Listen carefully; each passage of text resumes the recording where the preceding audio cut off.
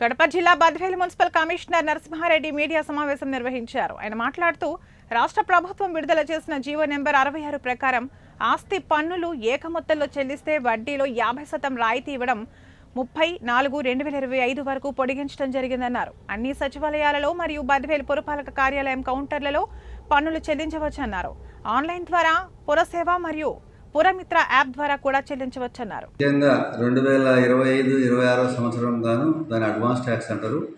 అది ఎవరైతే చెల్లిస్తారో వాళ్ళకి 5% డిస్కౌంట్ ఉంటుంది. 2024-25 సంవత్సరం వరకు ఎవరైతే అరియర్స్ బకాయిలు ఉన్నారో ఆ బకాయిదారుల వడ్డీలో 50% ప్రభుత్వం రాయితీ కల్పించింది. ఈ రెండిటికి కూడా 30/4/2025 సంవత్సరం వరకు ఉంది, ఈ నెలాఖరు వరకు ఉంది.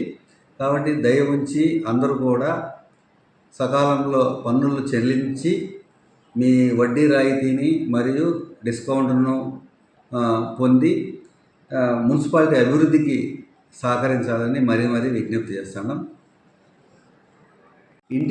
మన ఖాళీ జాగాలకు సంబంధించిన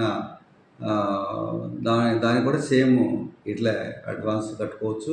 తర్వాత అరియర్స్కు 50% రాయితీ కూడా ఉంది.